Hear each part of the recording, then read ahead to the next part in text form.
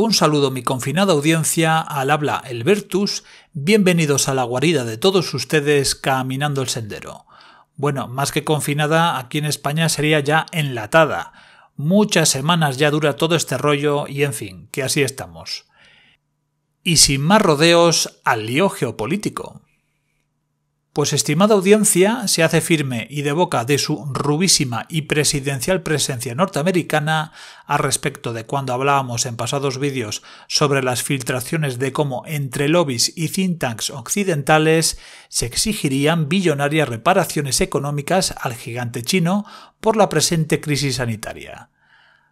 Así hace unos días el Rubio, señalando a los chinos, hablaba que tenía un alto grado de convicción de que el bichejo salió del laboratorio de la discordia, tal cual, y que ha visto además las pruebas al respecto. Que habrá consecuencias para el gigante asiático, que puede hacer mucho para que paguen económicamente por ello, como imponer nuevos aranceles y que en principio, no tendría que parar los pagos de la deuda con Pekín. En principio. Como veis, ya se comienza a sacar a debate la patita de la deuda, lo que avisábamos días atrás, la opción de que Occidente no pague su cuantiosa deuda con los chinos a modo de reparación por la crisis. También afeó una vez más el papel de la OMS, señalando que actuó a modo de brazo diplomático de los chinos y que tiene una enorme responsabilidad en la actual coyuntura. Pero dicho lo cual, vamos a ver en qué pueden consistir esas pruebas sobre las que calla el Rubio, a qué se refiere exactamente de que el bichejo surgió de un laboratorio, porque al respecto ha habido un timing de filtraciones hasta llegar a estas declaraciones y que nos pueden ayudar a hacernos una muy buena idea sobre ello. Ya jornadas atrás, el secretario de Estado Mike Pompeo, a preguntas de la prensa, deslizaba de nuevo la idea, aunque sin mencionarla de forma explícita, de que la crisis podría haberse originado en laboratorio. Él dijo muy cuco que los Estados Unidos sabían ya con toda seguridad que esto se inició en la ciudad china, de la que todo el mundo habla, pero que las autoridades del país no desean colaborar para esclarecer la verdad. No comparten información alguna sobre las instalaciones, además de comprobar cómo están realizando una tremenda campaña mundial de desinformación al respecto, al más puro estilo comunistoide, tal cual.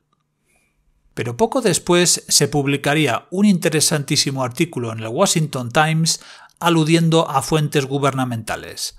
Así el rotativo ya aseguraba que el informe preliminar del gobierno norteamericano sobre el asunto, al que habría tenido en parte acceso, apuntaba ya como origen más probable de la crisis al laboratorio de la citada ciudad. El artículo señala que hasta el momento, según el informe, no disponen de una pista directa, pero que esta opción es la única de la que sí se tiene abundante evidencia circunstancial, descartadas todas las demás.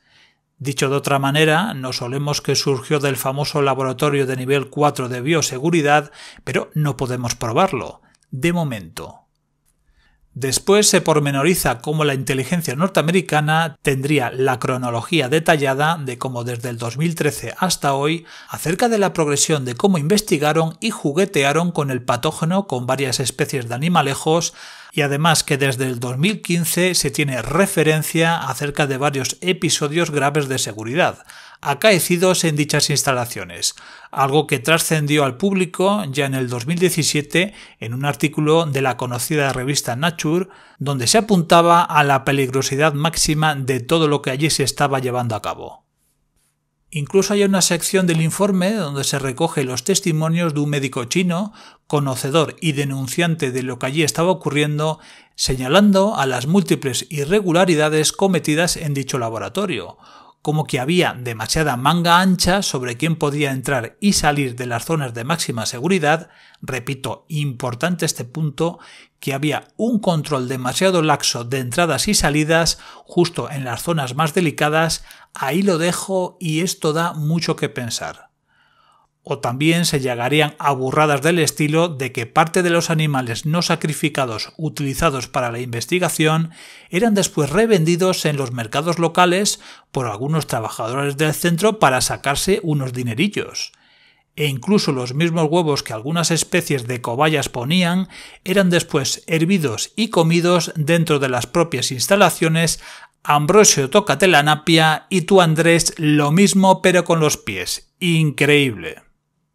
Aparte de este artículo, y haciendo memoria, allá a comienzos de febrero y a razón de publicaciones de ciudadanos chinos en las redes sociales de su país, saltó finalmente a Occidente una filtración bien reveladora.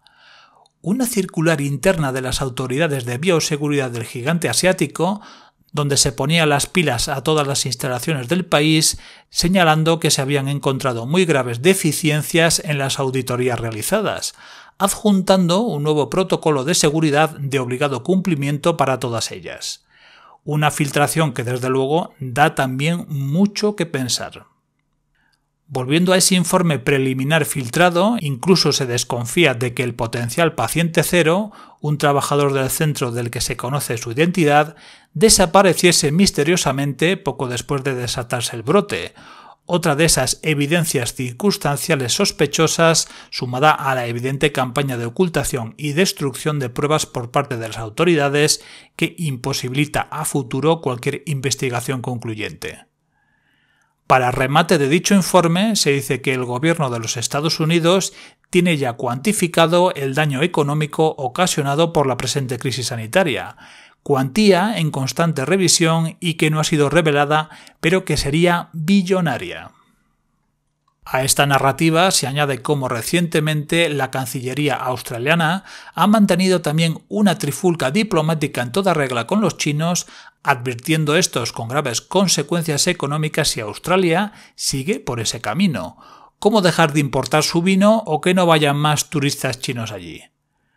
¿Qué podría parar este choque de trenes entre el gigante chino y Occidente? Una negociación. Como siempre, aquí prácticamente todo se negocia, aunque claro está, de hacerse se daría de forma discreta y encubierta, porque si no, recuperada un mínimo la normalidad, en el horizonte geopolítico internacional se atisba un tremendo conflicto entre Occidente y el gigante asiático, donde nada será como antes y las teorías globalizadoras se irán por el fregadero abajo. Mientras esto sucede, y aunque cada nación está ahora preocupada por lo suyo, llegan noticias bien complicadas de nuestros países hermanos americanos, sobre todo los más pequeñitos y débiles países de la zona centro, donde la situación se torna ya dramática, pues comienza a pasarse auténtica hambre y escasez de todo tipo. Se estima ya que una población de 3,2 millones de personas están en situación de imperiosa necesidad. Y ojo que cuando la necesidad aprieta, la estabilidad social se va al cuerno. En lo que respecta a España, hay algunos analistas que temen también por esa misma estabilidad social después del verano, cuando pasado el confinamiento muchos millones de personas se vean en el paro, y con otro fantasma que se cierne por el horizonte, el del rescate europeo. Esos analistas, y yo soy de la misma opinión, ven todavía a buena parte de la población como anestesiada, flotando, no siendo plenamente consciente de la hecatombe económica que se nos avecina. Un país que vivía al día y que ahora se verá, salvo milagro, abocado a la quiebra o un rescate leonino al estilo Grecia, que acabará con los hombres de negro de la troika comunitaria fiscalizando las cuentas de la nación. Tremendos recortes y subidas de impuestos a lo bestia se acercan, un panorama como para salir corriendo y con un gobierno débil, incapaz e inútil, con gente que solo sirve para el eslogan y la propaganda. Ahora más que nunca es cuando se hace necesario un ejecutivo reducido y de gestión, con gente a poder ser independiente y de acreditada capacidad. Así, los primeros que somos conscientes de ese panorama somos los autónomos, que vemos la necesidad imperiosa de reanudar la actividad económica ya, con todas las medidas de seguridad sanitarias posibles, pero hay que reanudar esto, pues si no, como decía el Rubio, y en eso tenía toda la razón, perderá la vida más gente por la crisis económica que por la enfermedad misma. El gobierno, por ejemplo, en su plan de desescalada, ha fijado que la hostelería reabra reduciendo el aforo a solo el 30%, y el sector ha montado en cólera, normal, diciendo que eso es inviable económicamente, teniendo que pagar el mismo nivel de nóminas e impuestos. ¿Qué ha dicho la ministra? Pues que si los hosteleros no lo ven claro, pues que no abran. Ahí queda eso. Así cualquiera es ministro. ¿Qué nivel, Manuel? El aterrizaje anímico de toda esa masa social será terrible, con millones de parados, quiebras de empresa por doquier y se estima ya un 30% de los negocios que vivían al día ya no volverán siquiera a abrir. Terrible. Esa misma sensación de terror la veía reflejada en los ojos de los compañeros de negocios de mi barrio un día antes del confinamiento. Vi en algunos justo esas caras de ¿qué va a ser de mí? ¿Volveré a abrir? En fin, una pena, y mientras tanto yo cargaba en el coche un par de ordenadores para trabajar desde casa y poder hacer al menos así los vídeos para el canal. En cuanto a las cábalas ibéricas, está claro que con un rescate al estilo Grecia, el presidente Sánchez está acabado, si no lo está ya. Se rumorea que desea a toda costa lograr un rescate ventajoso de Europa y celebrar elecciones en enero del 2021, pero a mí me da que desde Bruselas le van a hacer tragarse por narices un rescate bastante duro, lo cual sería su final político. Todo dependerá de su poder de convicción en Europa, pero donde se dice que con su otra ahora principal valedora, la Merkel, la relación se ha deteriorado gravemente durante los últimos tiempos, donde incluso en los artículos de opinión de la fundación del Partido Conservador Alemán se le criticaba a Sánchez por su nefasta gestión, además de tildarle de pedigüeño, queriendo arreglarlo todo ahora con un montón de dinero gratis de los alemanes. Un Sánchez al que le veo en las últimas apariciones como oído, sonado como los boxeadores momentos antes de caer a la lona, y al que le está comiendo la tostada a su vicepresidente Pablete, todo un cuadro.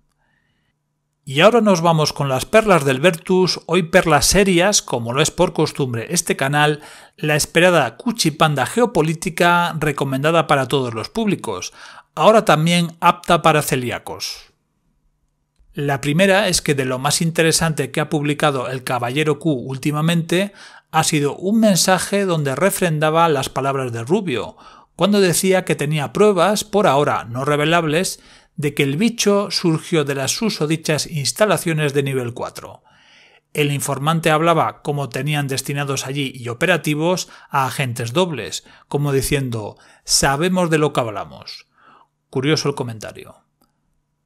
También al respecto de este culebrón se ha hecho público como la red de inteligencia Cinco Ojos, que engloba a los Estados Unidos, Canadá, Australia, Nueva Zelanda y el Reino Unido, están monitorizando y husmeando todo lo que sucede por esa zona del territorio chino, de modo que si conjugamos todo, y salvo negociaciones encubiertas mediante, puede salir próximamente informaciones delicadas a este respecto. La segunda es una perla desconcertante que algunos se han apresurado a señalarla como la pista de que los patriotas van a desatar la tormenta. Así, una recientísima orden ejecutiva del gobierno norteamericano habilita para que sean movilizados reservistas para una operación a desarrollar en el continente americano contra traficantes, cárteles y demás calaña. Pero ojo con tirar cohetes antes de tiempo porque solo se movilizará a 200 reservistas, aunque con todo una orden realmente extraña, ambigua y muy poco clara, la verdad que no sé ni cómo tomarla. ¿Emitir toda una orden ejecutiva para movilizar reservistas pero solo 200? Casi parece una chorrada. ¿Serán para destinarlos como apoyo a la flota cercana a la costa venezolana? Se me acaban las ideas. Pero bueno, aclarado el corto alcance de la medida, que no os vendan motos por las redes, hay que leer la letra pequeña. Y para terminar, una mala noticia para España en el terreno laboral, gracias a las magníficas relaciones que se ha granjeado nuestro reconocido bulócrata y presidente don Pedro. Así los astilleros de Navantia han perdido una concesión norteamericana para construir fragatas por valor de 20.000 millones de euros, que se ha ido para Italia.